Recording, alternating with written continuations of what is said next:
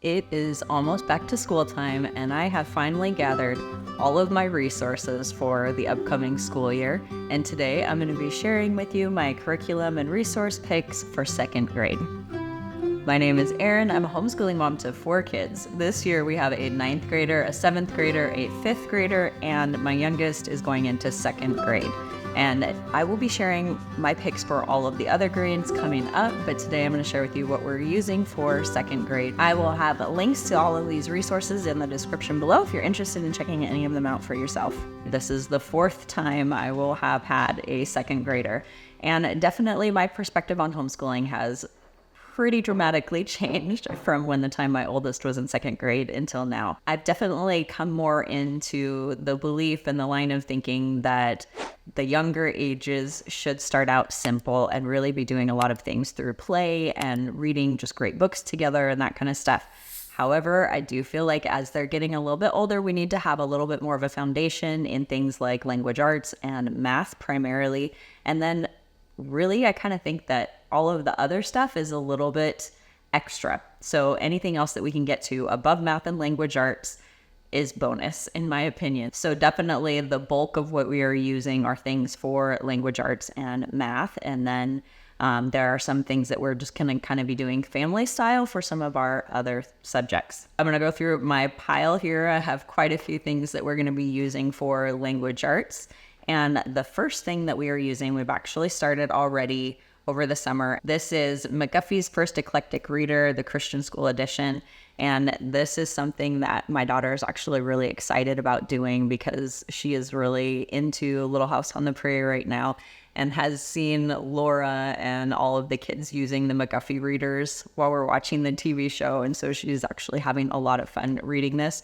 But basically, these just start out with very simple lessons. It kind of goes through teaching you how to sound out some of the words that are in the reading for the day. And then it has just a couple of basic sentences of easy words for them to read. And then each lesson you get a little bit longer and some more harder words and that kind of stuff.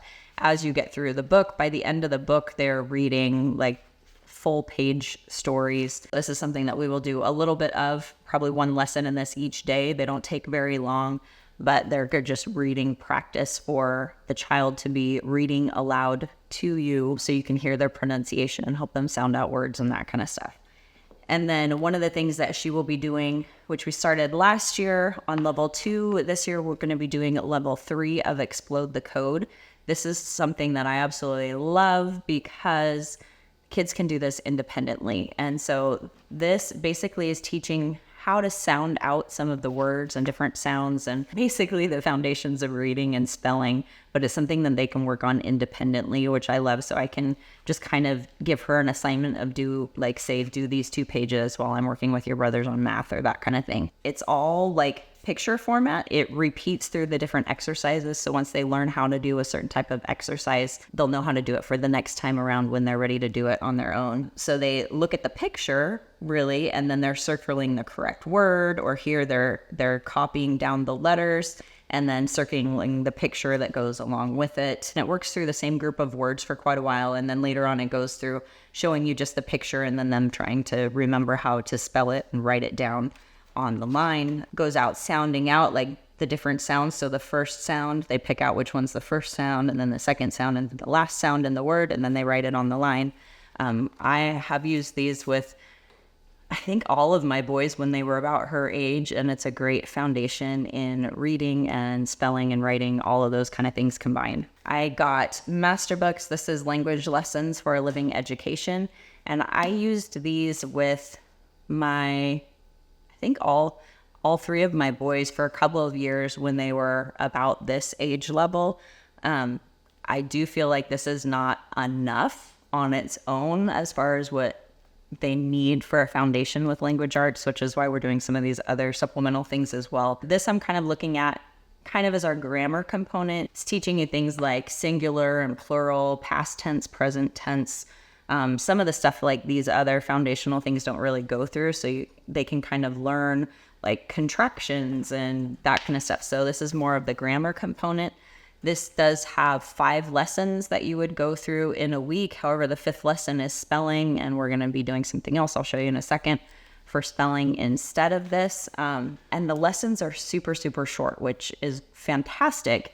And it makes it easy enough that I think we can probably do 2 lessons each day that we do this. So we could get through, 1 week's worth of lessons in 2 days. And then we will be doing Explode the Code probably one day, and then our spelling another day. For spelling, I am going to be doing all about spelling level 1 with her. We haven't worked on spelling at all. She can spell just kind of some basic easy words on her own, but I have more been trying to focus on her learning to read first. And so this year is going to be the first time that we've really done any spelling with her. This is the spelling program that has actually worked really well for my older child who has dyslexia. It's been the only thing that has been effective in helping him to really get over that hurdle of learning how to spell things. And so I know this is going to give her a really great foundation as well. This will probably be doing once or twice a week. All About Spelling has been a really great, solid curriculum for learning how to spell. So I think this is going to be really good for her. And then the last component to language arts, which is also kind of art. And I have eyed these for several years, but I haven't actually purchased them yet. But this year we're going to try it with my daughter. I think she is more kind of up her alley of something she'd be interested in doing. This is called Draw Right Now. And so it incorporates some drawing lessons as well as copy work, that kind of thing. So it has a page here where it teaches you step by step how to draw a picture. And then it has some sentences for you to copy that go along with the picture that you are learning how to draw. And so this one is all farm animals. This is going to be, I think, a fun, different way to incorporate some of those writing skills, as well as incorporating some of that fine motor skills of just learning how to draw and be more precise with using a pencil, that kind of thing. I purchased this primary composition notebook that she will be using in conjunction with this.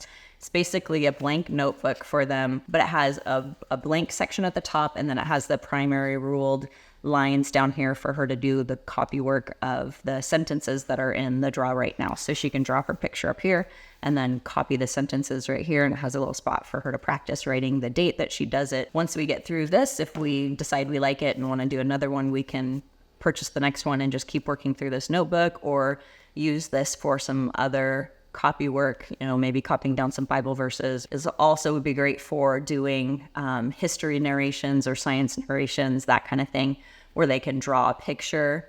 And then on the earlier ages, a great way to do that is by having them tell you a couple of sentences about whatever they learned, and then you can type it up or write it on like a sticky note, put it on the top of the page, and then they can just copy it in the notebook. So it gives them good practice of learning to tell back the things that they have learned about in their other lessons. So we probably will use that for some of those as well. Okay, for math, this last year, for first grade, we were using The Good and the Beautiful's Math 1, and we only got about halfway through it because we started it a little bit late in the year. So we're just going to pick up where we left off and finish the level 1 of math from The Good and the Beautiful. These I really enjoyed. I thought they were great because they incorporate some pictures. It's just really, they are pretty. They're visually interesting to look at. It has a lot of great concepts to learn about and review, all of the basic things like counting and adding money. And you can purchase these little boxes that go with the curriculum where it has the tangram shapes in there, little clock pieces that you use for practicing telling time. It's got some fake coins that you can use. And then these little boats that go along. There's little games and stuff that are in there that they use those for. And then some dice, one that has like right and left, and then one that's like a normal die that they use for the different activities that go in the book. So I have really enjoyed this math for her because it really is that multisensory approach and has so many different activities and different things that you do that go along with the lessons that makes it a little bit more fun and engaging. And so once we finish Math 1, we'll probably go ahead and get level 2 for her. They have all their elementary level curriculum that is free as a PDF download you can get on their website, but you can also purchase the printed copy if you prefer to do that. Okay, and then moving on to those extra kind of things, like I talked about, after our core stuff of language arts and math, we're going to be going through the rest of A Gentle Feast. This is the cycle one that we started last year. We started late in the year, so we didn't get through the whole thing. So we are just going to be finishing up with A Gentle Feast. A lot of what you do, especially on the lower levels, is just reading really great books to your children. If they're old enough to read them on their own, then they can do that as well. But a lot of them on the lower Form 1 level are picture books and that kind of stuff that are teaching you about historical events and that kind of stuff through more of a first-person perspective or a narrative style versus like reading information from a textbook, which is what I love about the Charlotte Mason philosophy and A Gentle Feast in particular, how it has all the lesson plans laid out for you. This cycle goes through exploration, the discovery of America, the American colonies, and Native Americans, early Native Americans at the time. Along those lines, though, we will pause this at some point and go through this book, which I have used in the past with my kids. It's called Stories of the Pilgrims by Margaret Pumphrey, and this is an older version. Now I think they call it Pilgrim Stories. This is an amazing book. It goes through the story of the Pilgrims from their plight in England and being under religious persecution all the way to them having to move to Holland and living there and then getting persecuted there, which led them back to England and finding a way to get to America. It's kind of like the whole story of the Pilgrims, not just from the point of them leaving on the Mayflower and coming to America. It gives you the background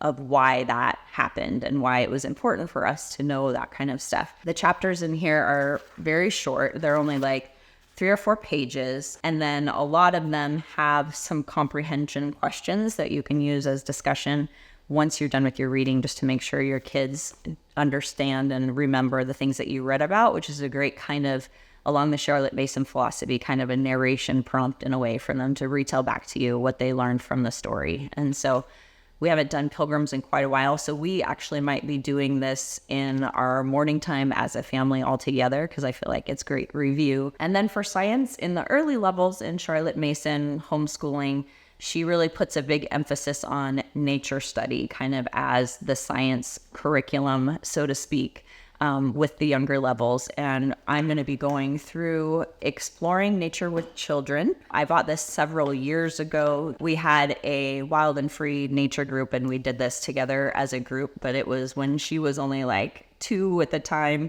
maybe even younger. So she doesn't remember any of this stuff. And so I love these because each week it basically has you going on a nature walk and you're looking for a different thing that she highlights. So like week 2 in September is going on a mini beast hunt. And so you're actually going out and you go explore, you go on a walk and you look for insects and try to study them a little bit. Just look at them and see what types of insects live in your area, that kind of stuff. It's got some book suggestions to read to go along with it.